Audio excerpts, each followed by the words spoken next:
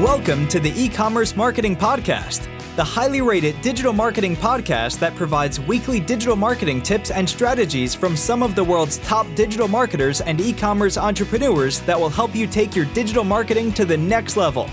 Sit back and enjoy this power-packed episode hosted by Arlen Robinson, who is an e-commerce entrepreneur and digital marketing expert with over 20 years of experience. This message comes from our sponsor, Wix E-commerce, the omni-channel e-commerce platform that enables online stores all over the world to reach new shoppers and sell in integrated sales channels like marketplaces and social media from a single dashboard. Running a Facebook ads by Wix campaign can generate over 1,000% return on ad spend. Go to wix.com/e-commerce today and join hundreds of Wix sellers who already doubled their return on ad spend. Hey, e-commerce marketing podcast listener. Are you looking to increase traffic and sales to your website? You can do this by launching your own affiliate program. Just visit getosi.com and sign up for a free trial today. That's getosi.com. Now get ready to hear from your e-commerce marketing expert of the week as they drill down to give you details on marketing strategies that can help grow your business. Welcome back to the E-commerce Marketing Podcast, everyone. I am your host, Arlen Robinson, and today we have a very special guest, Dave Jackson, who is the founder of the School of Podcasting, a featured speaker, consultant, and author of the book Profit from Your Podcast. Dave started podcasting in 2005 and has over 2.6 million downloads of his School of Podcasting show. And in 2018 was inducted into the Academy of Podcasters Hall of Fame. Welcome to the podcast, Dave. Oh, glad to be here. Looking forward to it. Yes, definitely. And I'm excited because, believe it or not, even though I have a podcast, I've never really talked to somebody specifically about podcasting. It's come up, of course, on this podcast. Of course, all of our listeners know that we're talking about e-commerce marketing strategies. And it's come up because, as you and I know, and I think our listeners know, podcasting is huge. And, it can be a huge promotional channel for e-commerce businesses. And that's really kind of what we're going to be talking about. I always say it's a lot of people want to make podcasting your business. And I go, it's not your business. It's your business card. Yeah, exactly. Yeah. It's just a way to announce your business, a way to kind of pull people in, drive people to what it is that you're selling. And that's a perfect answer. But before we get into all that, before we dive deep into podcasting 101, so to speak, why don't you tell us a little bit more about your background and, specifically how you got into what you're doing today? Yeah, my background is for about 20 years, I was a corporate trainer, which means I taught a lot of Microsoft Office, a lot of QuickBooks, time management, customer service, that kind of stuff. And I saw the writing on the wall. The one day a student of mine asked me, I was teaching an Excel class, and he said, have you ever used those two features together? And I did the teacher thing. I said, hey, let's write that on the board. We'll talk about it on break.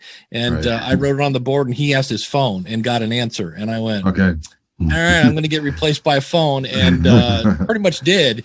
And so when I got laid off from that job, I'd been podcasting for 10 years, and I knew some people at a company. I said, hey, here's the bad news. I just lost my job. The good news is I'm available to work for you. And that company's Libsyn. They're a podcast media hosting company. Yeah. And so I'm still kind of doing teaching. It's just more via the tech support email kind of thing at this point. But been there, it'll be 6 years next month. And I love it because it gives me a wide range of what's going on in the podcasting space. But that's kind of how I started off as a hobby and was just like, let's see, podcasting's going up and teaching Microsoft Office is, everybody now is born with a mouse in their hand. They don't need that stuff. Right. They can watch YouTube for free. So that's how I ended up in podcasting. Okay, awesome. Thank you for sharing that. And the listeners that don't know, Libsyn is a huge hosting platform for podcasts. We actually use it here on the E-commerce Marketing Podcast, and we really have since its inception. And it's worked well for us, and no complaints there. So it's awesome to hear that you're with those guys. Yeah, it was just a case where I started using them back in 2005. That's when I started my podcast. And that's when, everything on the internet was saying membership sites are going to be huge. And then I discovered podcasting and I was like, what if I put podcasting into a membership site?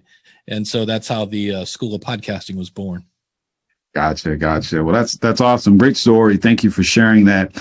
And, I think one of the main questions that we really kind of alluded to when you describe really what the podcast is for is, like you said, it's really kind of the business card per se for your business, for your product or services, and, provides that, level of visibility. And so I think the main thing e-commerce business owners really want to really know is, the bottom line. How do you really monetize a podcast? And, how do you really use it to really generate warm leads instead of just really kind of cold leads from some, other types of advertising? What is that process like?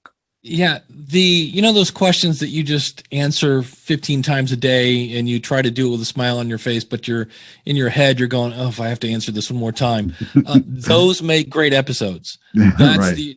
So all those top 10 things that you get asked make those your first episodes.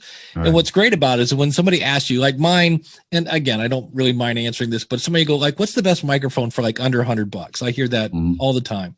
And I will say, it's the Samsung Q2U, and here's a link. But I also say, if you want to hear it, I talk about this in this episode about this exact subject. So what they do is they go over there and they listen to the episode about cheap microphones, but they also see there's one here about media hosting and how do I launch and all those questions that they ask all the time. So what happens then is they're like, this is kind of cool. And they click on that and everything's cool.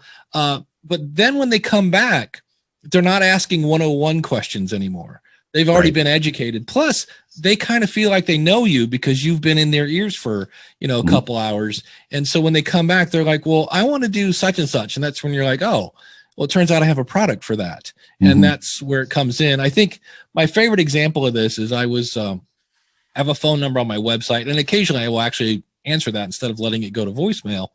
And so I pick it up and I'm like, hey, this is Dave.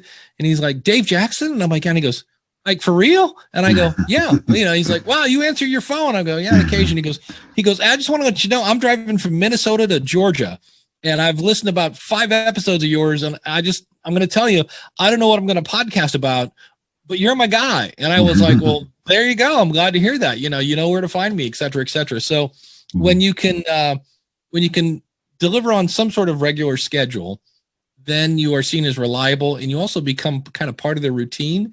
And then if you deliver those, some sort of value, whether it's answering questions or insights on your industry, it kind of depends on why am I starting the podcast? Am I, just trying to get people to understand my software or my product, or am I trying to position myself as a leader, things like that. But when you kind of deliver value, and then I always say, if you can make a point by sharing a story about your life, then they get to know you a little bit.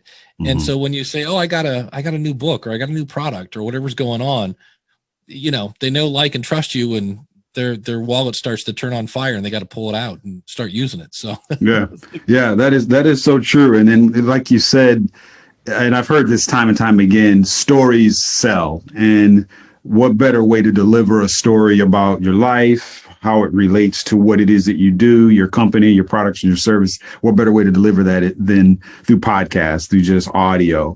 It's, a great way to establish that rapport. That's it.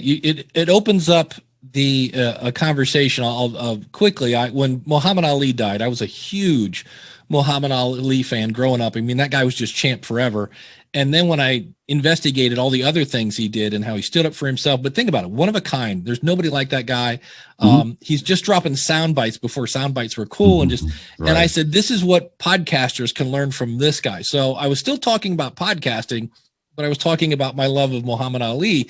And I had so many people reach out like, hey, he was my champ too, because I did that episode right after he died. So that's an example of, I was explaining, the benefits of podcasting. I was explaining marketing strategies in that case.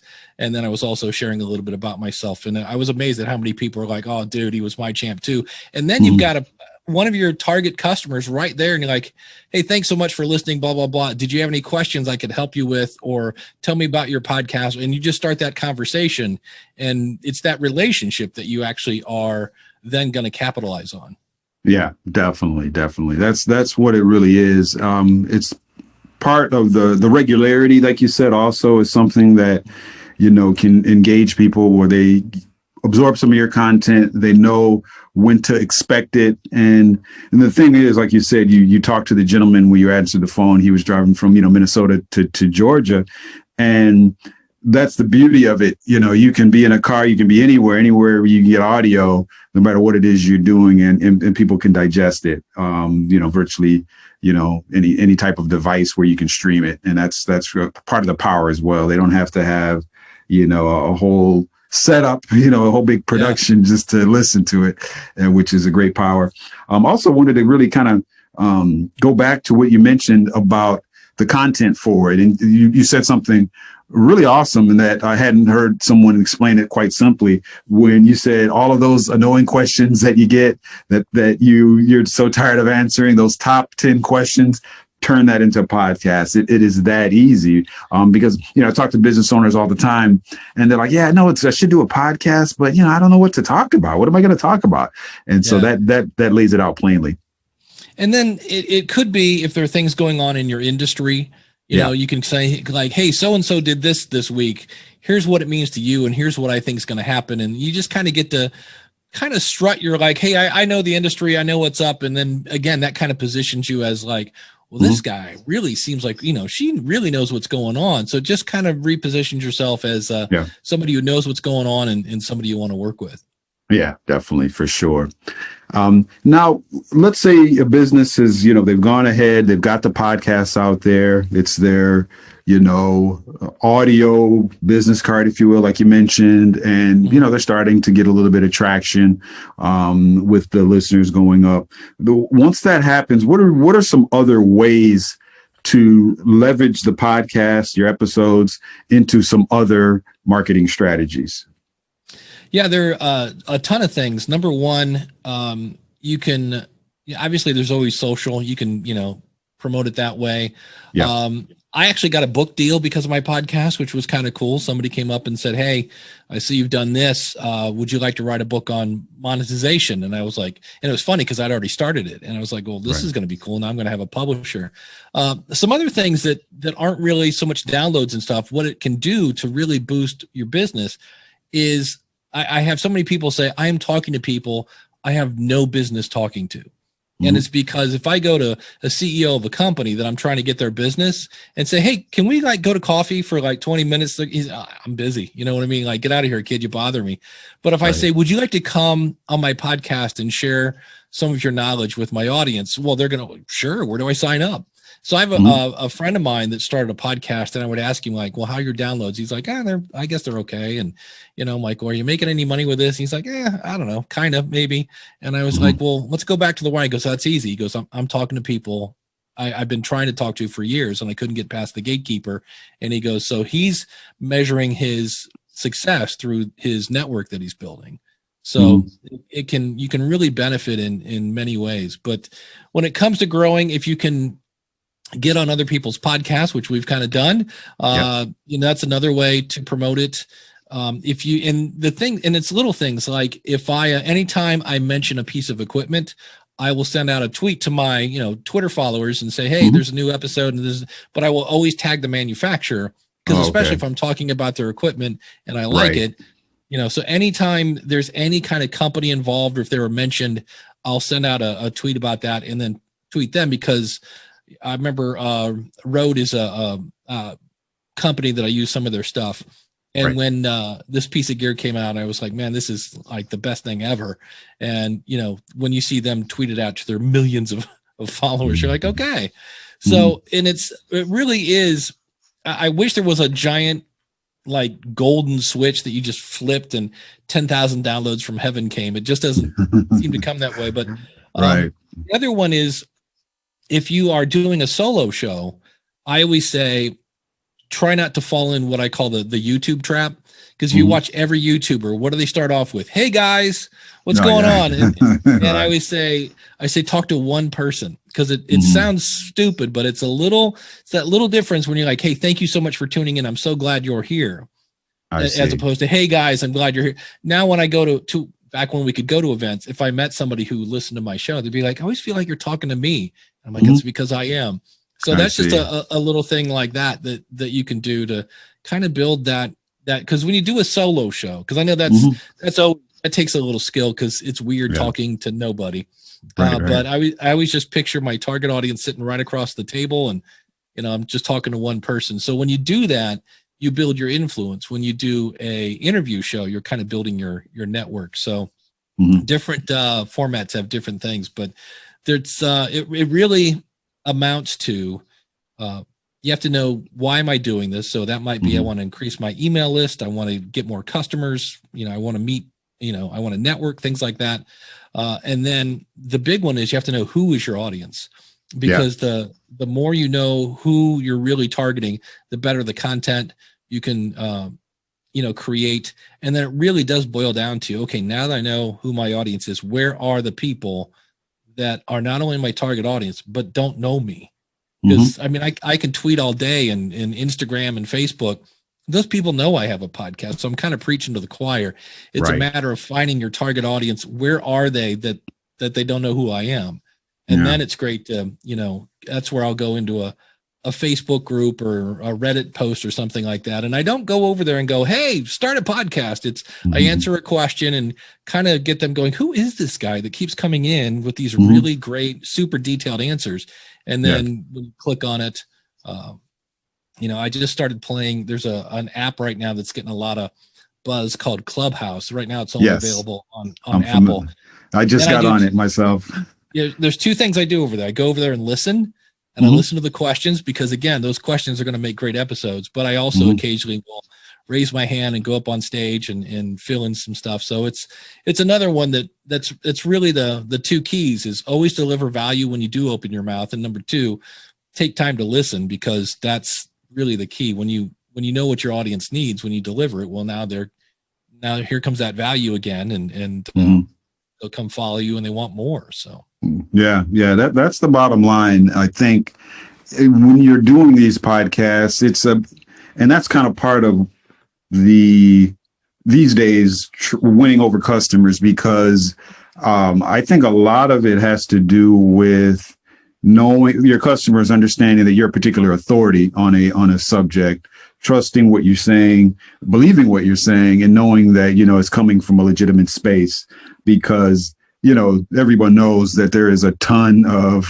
e-commerce companies selling whatever product you want under the sun is out there. And so in order to differentiate yourself, you got to form that connection. You got to prove that, you're an authority on something. And then that's a great way to win your customers over, for sure. Well, and one of the things that kind of is missing a little bit in the media today is nobody claims their sources. A lot of times it's anonymous, or it just seems like they're just spewing opinion.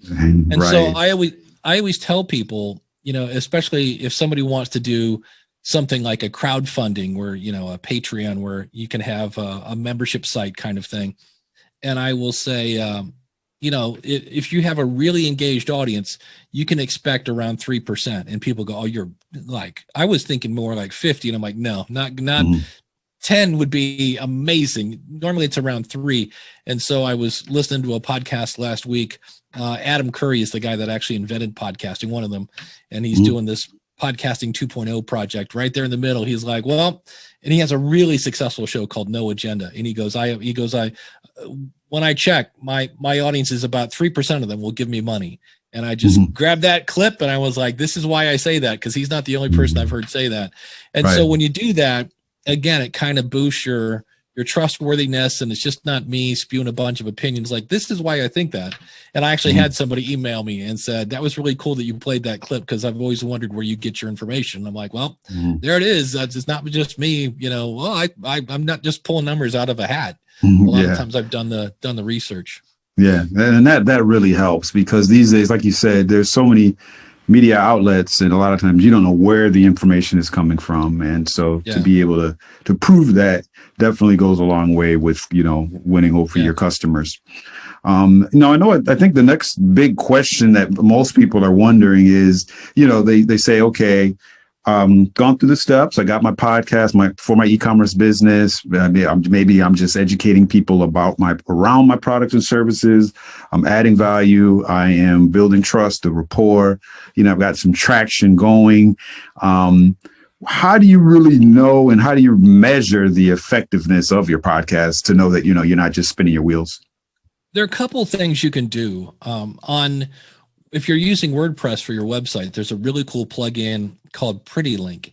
And so what you can do is make a link and only say it in your podcast. So for instance, Jordan Harbinger is a really popular podcast.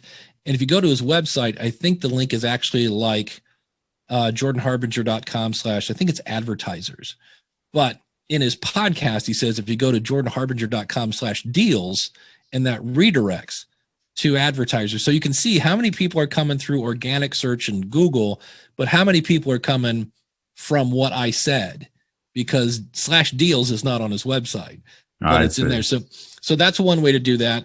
For me, I have a coupon code listener that I always tell my listeners, hey, if you go to schoolofpodcasting.com, use the coupon code listener. And I never, ever put that in print. So when I see somebody use the coupon code listener, and they do, a lot of my audience is from the podcast, it's probably over 60% of people that use that coupon. So that's a way, again, to go, is this working or not?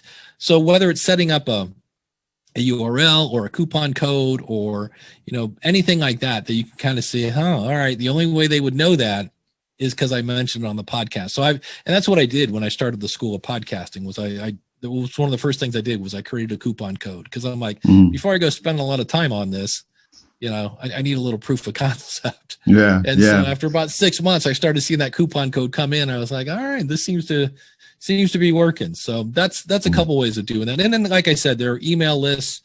What I did to grow my email list is I went into my Google Analytics and I looked at the top 10 pages that are getting traffic, and I just made lead magnets for that. And the one is the dumbest lead magnet ever.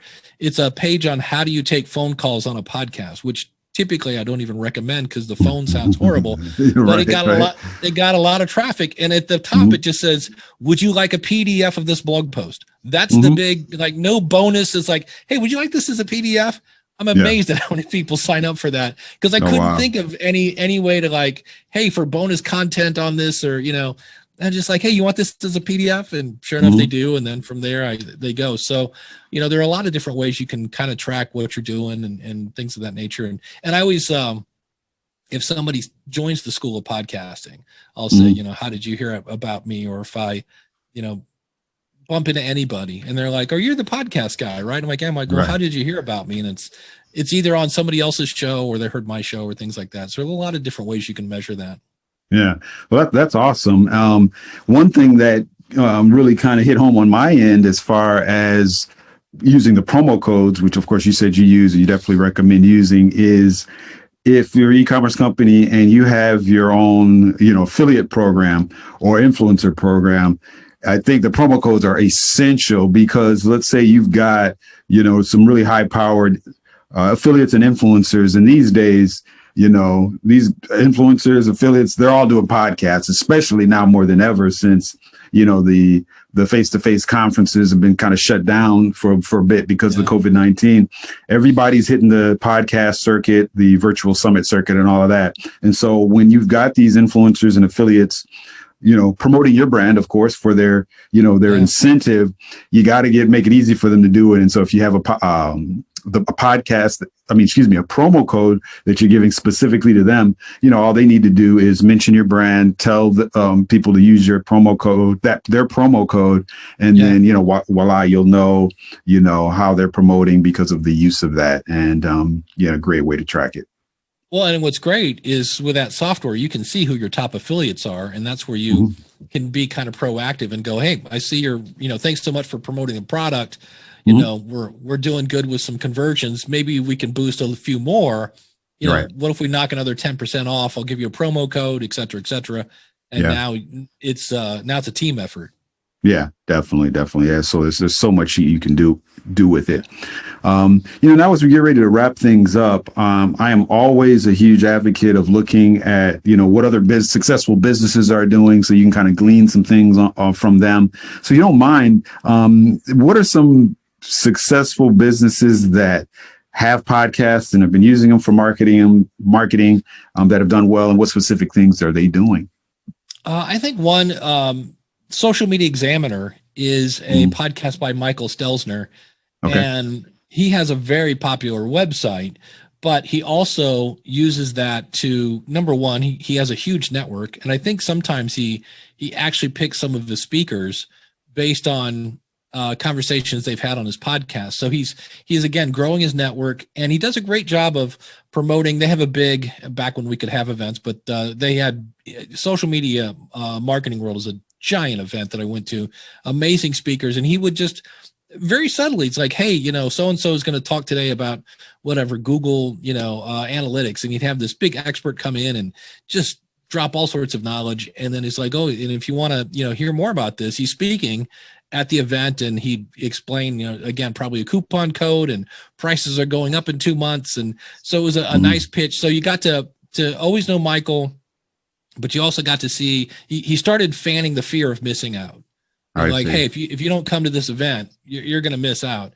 So that's one. I don't know that they do it anymore. So I don't know if it's I know they've had a lot of like movement in the company. Evernote used to have a podcast. And what was interesting is they had the marketing guy, they had the IT guy, the technical side, and occasionally they would have the CEO, and they would answer questions from the audience. And I know they've had some movement there in the team over there, but I always thought that was interesting, because like, where else can you send in a question and have it answered by the CEO? I was like, that was pretty cool. There are other things that companies are doing. In some cases, they will, like I know Dell did a podcast about interrupters. I forget the exact name of the podcast, but I remember like one episode was how Netflix just came in and squashed Blockbuster, and they had one. And I remember when they were doing a story on how the next big thing to be interrupted was college and tuition, and how it's like, this is just right for somebody to come in with a new model, and it's just out of control. So, but it was all about, now, I can't remember the name of the show, but I remember who did it, right? Dell. So there are things like that. I'm actually doing a podcast right now called Grow Your Community. It's kind of an experiment I did. And what I did is I found a product that's all about making a community online that's not Facebook, because there's a lot of like anti-Facebook sentiment out there. So I found this product, and I was like, okay, what's the target audience for that product? And I was like, well, they're all trying to grow their communities. I'm like, all right, let's make a podcast about that. I interviewed a few people that had really thriving communities, and in smack dab in the middle, you got it. I'm promoting their affiliate link. So they're not even really a sponsor. I'm just using their affiliate link, and I'm getting, a few car payments out of that a month. And I was like, I need to do more of this. So it really does, like, you have to figure out like, okay, here's my product. Who's the target audience for this? What would they listen to? What can I do? How long can I hold their attention?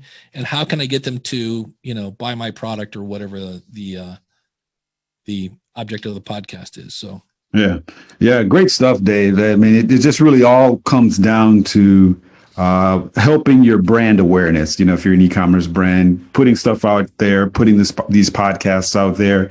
A lot of people, I had somebody on the podcast not too long ago in the SEO space, and he talks so much about how, the ranking algorithm behind the scenes of Google pays a lot of attention to not only, your ranking for certain keywords, but how many direct searches people do to your brand, meaning that they go to Google and they type in Dell. You mentioned Dell. You don't remember the podcast, but you remember Dell.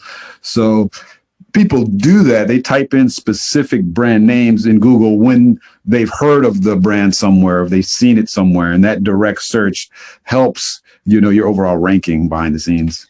And the other thing that podcasting does is, when you go there and let's say you're not a subscriber yet, you click play and you start listening to the podcast. Now Google goes, well, that's interesting. Every time I send somebody to that website, they're on that website for like 8 minutes, 10 minutes, whatever it is. And Google, that must be really good content. So it's a mild way to kind of boost your SEO. And then hopefully people are then sharing it. I always tell people, have a way to subscribe on your website, but also have a way to share it, because again, it's just the more people you got pointing at your website, the better you're going to do. The better. Yeah, that's the bottom line. Well, Dave, it's been awesome having you on. Like I said, I had never really talked to, somebody that's really quote unquote, a podcasting expert. We've talked about podcast strategies before, but this is your bread and butter, educating people about podcasting. And so it's awesome. I learned a lot, and I know our listeners have as well. But I always like to kind of switch gears here. My final question, because we know that, even though this is your bread and butter, man doesn't live on podcasting alone. So I know you're into some other things. So if you don't mind sharing one closing fun fact with us that, you think our audience would be interested to know about yourself. A fun fact. I still play the guitar, but from about the age of 15 to about 45, I played in different bands, from everything from when I was a teenager, I was into heavy metal. I played in a country band for a while, which I was pretty sure was one of the signs of the apocalypse, because growing up, I hated country music. But when I listened, I'm like, this is boogie with a twang. And then the last big band I was in was, we were called the Sugar Daddies, and it was like a blues kind of swing thing. And that was a lot of fun. The fun part of that one was, and I still don't know why they did this, the fact that we played the blues, but we got to open up for Blue Oyster Cult. Now, this is not Blue Oyster Cult in the 70s. This is Blue Oyster Cult in the 90s. So they're playing like a big outdoor venue. It was still cool. It's a couple thousand people, but it was a lot of fun. And that fun night was great because we got booed off the stage. Like, they did not want to hear Mustang Sally and, some Stevie Wonder and a couple other Motown kind of stuff we were playing. They're like, bring on Blue Oyster. And it was raining. That was the other thing. They're like, I'm standing in the rain. Why am I listening to this guy? And it was a fun night, and one I will not forget. But so if you want to hear some fun guitar, on occasion I will strap one on. So that's a fun fact. All right, great. That's awesome. Thanks, Dave, for sharing that. I've always been interested in actually learning to play guitar, and actually the past year or so, I've been thinking I may just go ahead and do it. It's no better time than now, actually, to try to learn something. Yeah, the hardest part is you end up with calluses on your fingertips. And when you first start, you have these little dents in your fingers, and it hurts. And then once you keep playing through those, it's a piece of cake. But that's that's the hard part. So anytime I ever teach somebody, if it's a guy, I'll be like, hey, it's going to hurt. And if it's a female, I'll go, it's going to hurt for about the first week, and you have to clip your nails. And they're like, wait, what? And I'm like, you got to clip your fingernails. They're like, I'm out. So yeah, I hear you. Good to know. Good to know. And I appreciate you sharing that, Dave. And, lastly, of course, if any of our listeners want to reach out to you and pick your brain any more about podcasting, what is the best way for them to get in touch with you? Yeah, you can go out to schoolofpodcasting.com is my main site. If you're looking for more shorter stuff, you can go over to podcastconsultant.com. It's kind of like you have the mini version and the extended dance version at School of Podcasting. But either one of those, you can get a hold of me, and I'd be happy to help you with a podcast.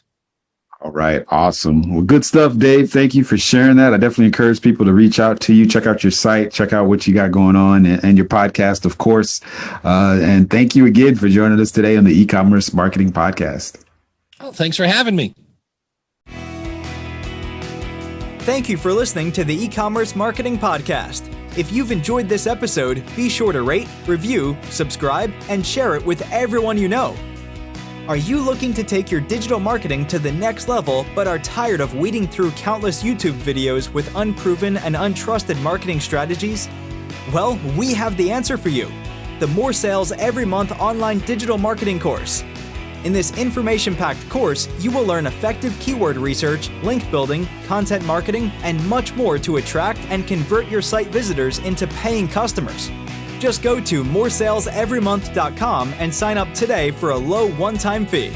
In addition to this power-packed course, if you would like to get access to a growing repository of digital marketing articles, PDFs, and ebooks, check out getosi.com/resources and opt in to get full access to our library of priceless marketing information to help you take your digital marketing to the next level.